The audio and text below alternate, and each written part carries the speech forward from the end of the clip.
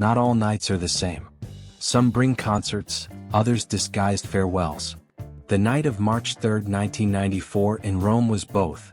Ice underfoot, smoke in the chest, weight on the back. Kurt Cobain wasn't just a raspy voice, he was a misinterpreted signal. That stage wasn't filled with applause, it was filled with warnings no one wanted to read. A glance at the floor, a guitar left as an offering, a whisper to the lighting technician, "If I stay down, don't pick me up." What happened that night doesn't fit into official chronicles or posthumous albums. What happened is more like a rite of passage, a note written in distortion.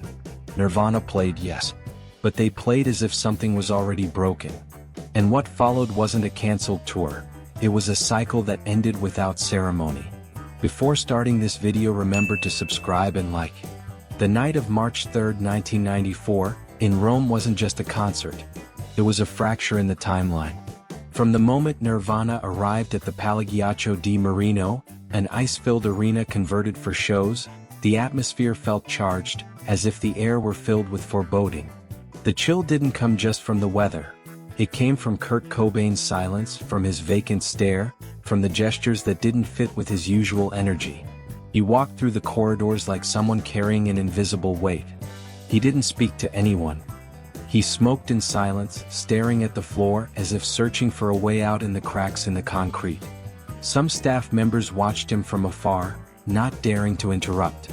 It was as if Kurt were on another level, as if the stage that awaited him were more of a trap than a refuge. Minutes before going on stage, he approached the lighting technician. He didn't ask for adjustments, he didn't give any musical instructions. He just said, "Turn off the spotlights and see how I'm bending down. If I stay down, don't lift me up." No one understood.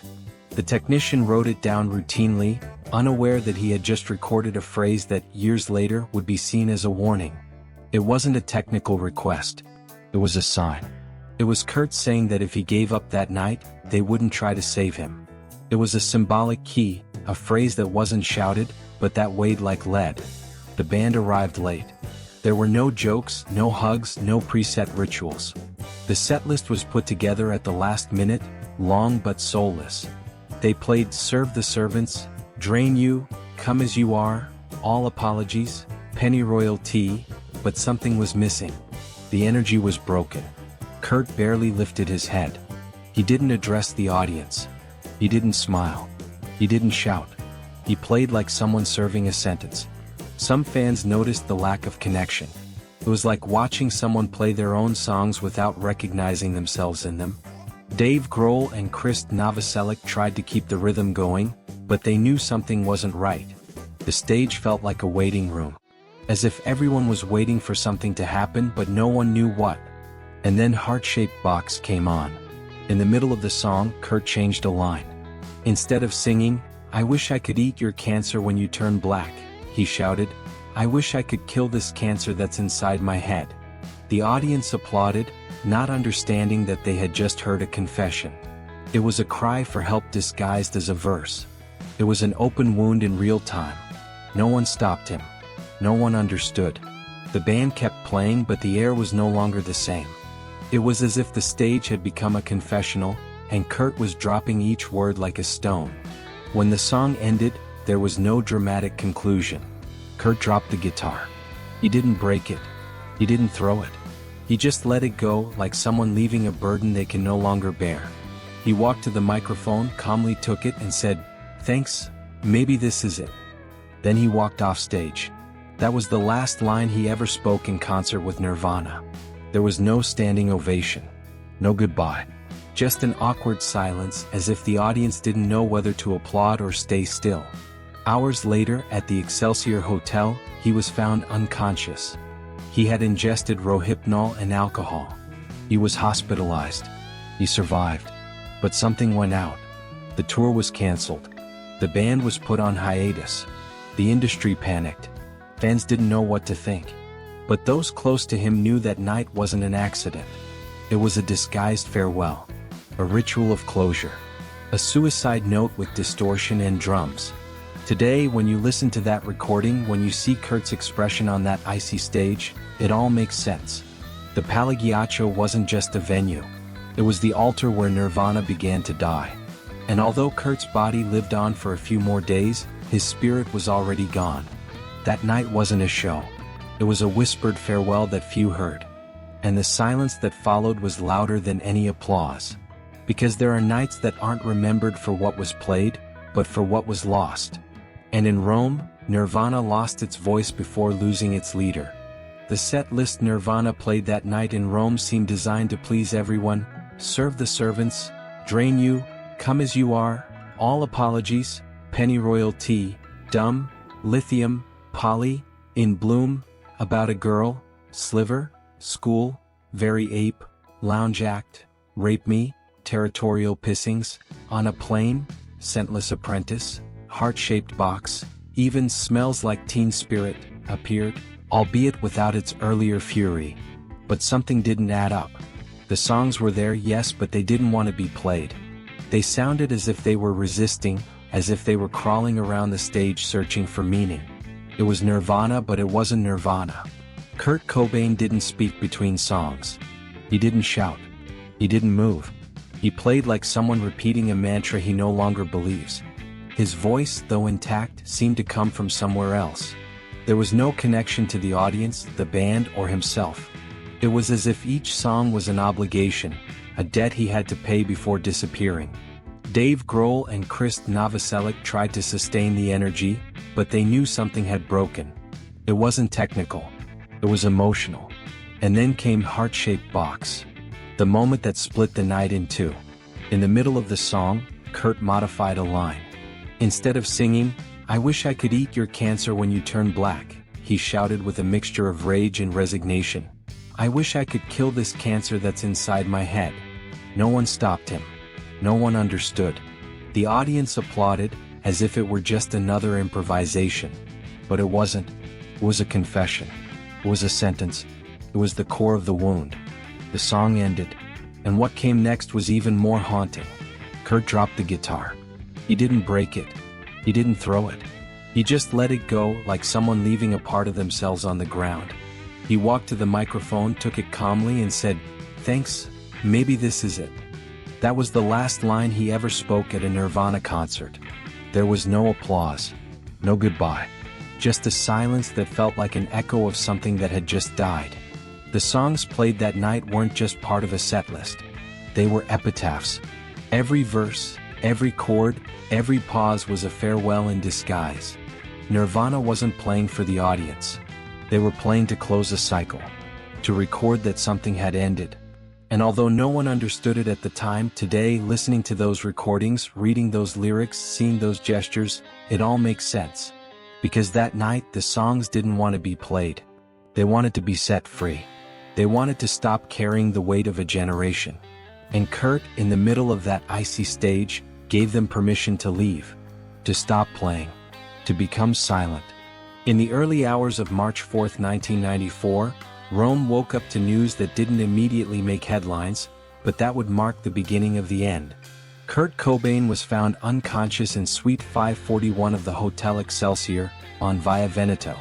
Courtney Love, his wife, was the one who raised the alarm. She found him lying on the floor with a bloody nose, a half-empty bottle of champagne, and an open bottle of Rohypnol. He had swallowed more than 50 pills. His body was there, but Kurt's mind had already shut down. He was rushed to Umberto I Hospital, the same hospital where Federico Fellini had died years earlier.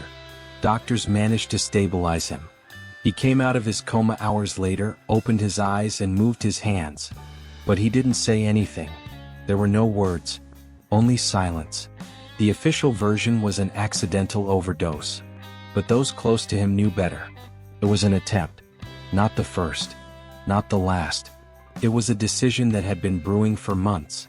In his diary, Kurt had written that he felt empty, that everyone wanted something from him except himself, that his music no longer belonged to him, that Nirvana had become a machine, that he was just the face, the martyr, the symbol. And he hated being a symbol. He wanted to be a nobody. He wanted to disappear. After the incident, the European tour was cancelled. The record label panicked. The executives met in Los Angeles. The diagnosis was clear. Kurt couldn't continue. But the business was too big. Nirvana was making millions. They were at the top of their game. And no one wanted to slow down the machine. Courtney begged them to stop him. To stop putting him on stage again. To stop forcing him to pretend he was okay. But they didn't listen. No one did. Kurt left the hospital on March 8th. He remained silent. He didn't speak to the press. He didn't answer calls. He didn't even write in his diary for 2 days, something that hadn't happened since 1990. On March 10th, he left a handwritten note on a piece of notebook paper. It simply read, "Don't wake me up this time. I really want to rest." It was a phrase that needed no explanation. It was a farewell without a signature. He returned to Seattle. He shut himself away. He played his guitar without plugging it in. He listened to demos of new bands who sent him tapes seeking his approval. Sometimes he cried. Sometimes he said nothing. His addiction was a living bomb. In his diary he wrote a 3-column list. What I love. What destroys me. What no one knows. Under the last column he wrote, I hate myself for not knowing how to be happy. His relationship with the other members of Nirvana cooled. Krist Novoselic called him several times without a response. Dave Grohl tried to see him, but Kurt wouldn't answer the door. They didn't talk like they used to. In his notes he wrote, I never wanted to be the boss. I just wanted to play. But everyone looked to him as the leader, the savior, the spokesperson for a generation. And he hated that role. On March 20th, his mother, Wendy O'Connor, visited him. They talked for over an hour. They didn't argue. They didn't cry. They just talked like mother and son. Before leaving she said, Kurt, don't make me bury you. He didn't respond. She closed the door. And that was the last time they saw each other. That was the true silence. Not that of the press. Not that of the microphones. It was the silence of someone who no longer wanted to continue. Who had left signs everywhere. But no one saw them. No one wanted to see them. Because the noise of Nirvana was louder than Kurt's pain. And that early morning in Rome, when the body survived but the soul faded, the band also began to die. Although it took a while for the world to understand. Although the records continued to sell. Although the fans kept singing. Nirvana no longer existed. Because their voice no longer wanted to be heard. After leaving the hospital in Rome, Kurt Cobain returned to Seattle like someone returning to a home that no longer feels like his own. He locked himself in his room, turned off his phones, lowered the curtains and began playing his guitar without plugging it in. He wasn't looking for sound, he was looking for silence. He listened to demos sent to him by new bands, tapes recorded with hope, waiting for his approval. Sometimes he cried. Sometimes he said nothing. His addiction was a shadow that no longer hid. In his diary he wrote a 3-column list, what I love, what destroys me, what no one knows. Beneath that last column, he jotted down a phrase that hurt more than any verse. I hate myself for not knowing how to be happy. The house became a refuge and a prison. Frances, his daughter, was the only one he spoke to. He sang softly to her, showed her chords, told her she was the only thing that still made sense. But outside of that bond, everything fell apart. His relationship with Krist Novoselic and Dave Grohl cooled. Krist called him several times. There was no answer. Dave went to his house. Kurt didn't answer the door. They were no longer a band. They were 3 people who shared a past but not a present. In his liner notes, Kurt wrote, I never wanted to be the boss. I just wanted to play. But everyone looked to him as the leader, the savior, the martyr. And he hated that role. He felt like his songs were no longer his. That the public had betrayed him. That the media had turned Nirvana into a machine. And he wasn't a machine. He was a broken man who just wanted to disappear. On March 20th, his mother, Wendy O'Connor, visited him. They talked for over an hour. They didn't argue. They didn't cry. They just talked like mother and son. She said, Kurt, don't make me bury you. He didn't respond. She closed the door. And that was the last time they saw each other. A week later, Kurt voluntarily entered a rehabilitation center in California. Not because he wanted to. Because everyone demanded it. He stayed for just 2 days. Then he escaped through a back fence and caught a plane back to Seattle. No one knew exactly what happened during those days. But when he returned, he wasn't the same. He had made a decision.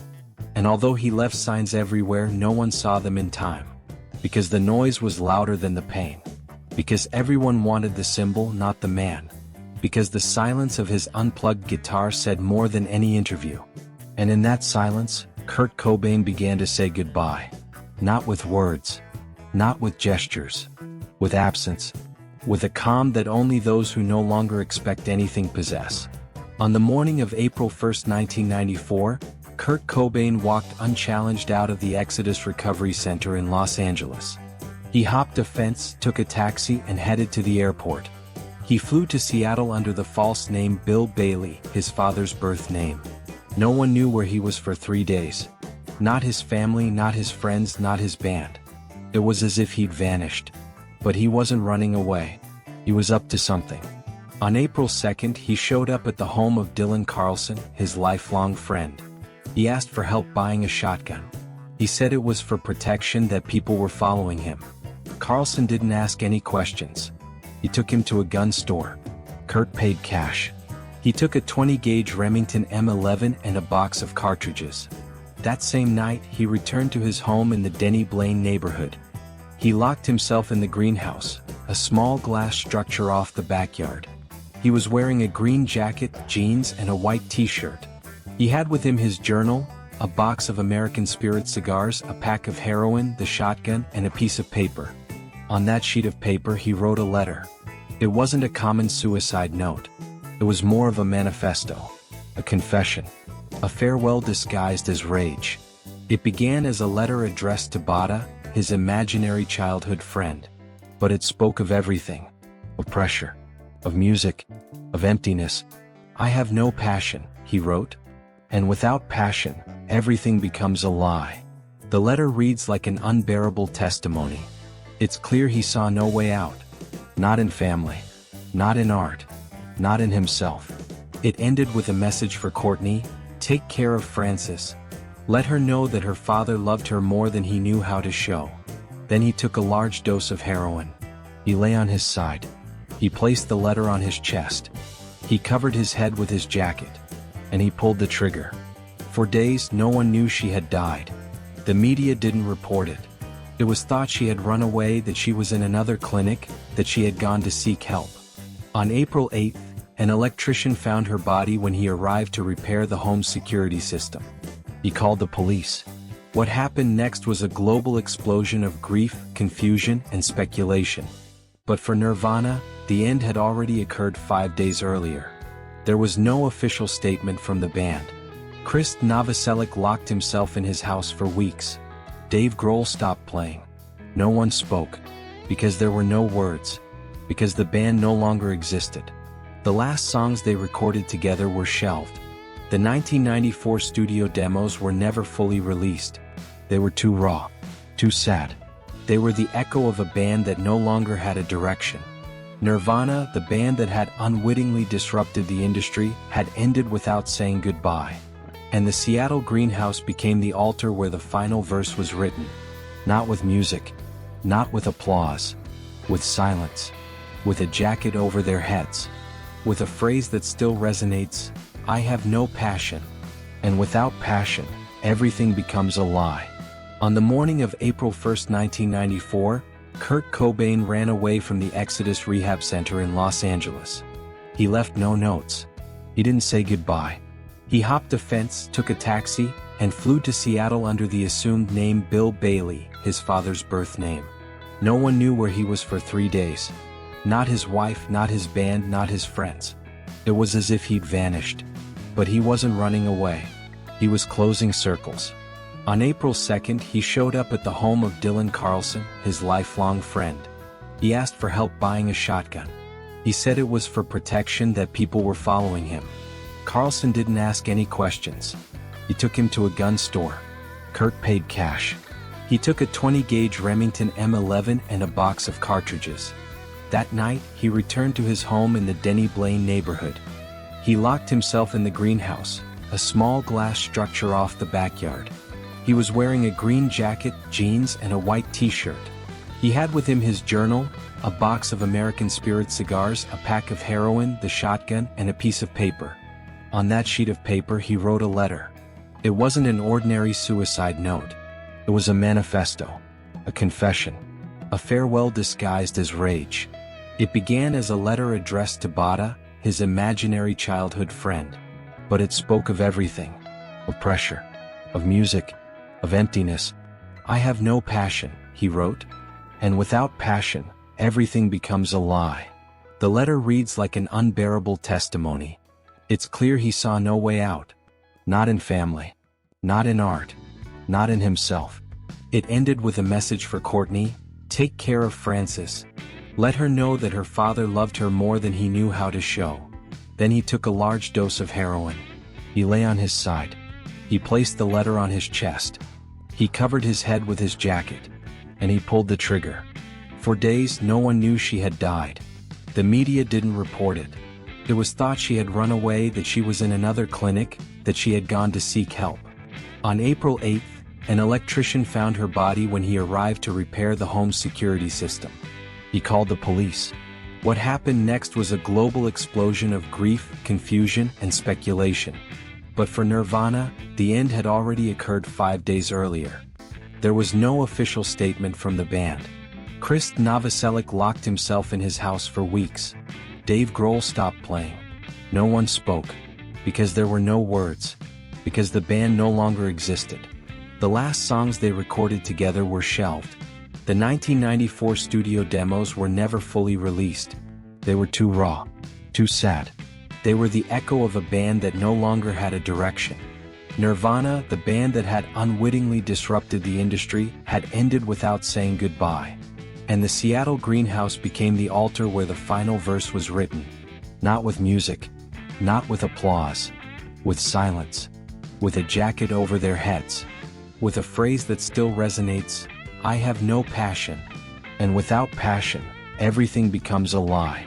Years later, when Nirvana is mentioned, many think of covers, concerts, misquoted lines. Few remember that the true end came not with a gunshot, but with a gesture.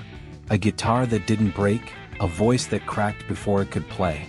Rome was the temple where something sacred broke, but it wasn't understood in time. There were no screams, no applause, no homage. Just a phrase spoken in the shadows: "Maybe this is it." And it was. Because Nirvana didn't say goodbye with words, but with an absence. An echo that still trembles in the unreleased recordings, in Kurt's face staring at the floor. What happened that night wasn't an accident. It was an implosion, a whisper for those who knew how to listen. And now that time has done its work, and the myth has replaced the man, only one certainty remains. Nirvana's truly final concert wasn't a celebration. It was an act of surrender that no one wanted to understand. As always, if you enjoyed this video, don't forget to subscribe and leave a like. See you in the next video.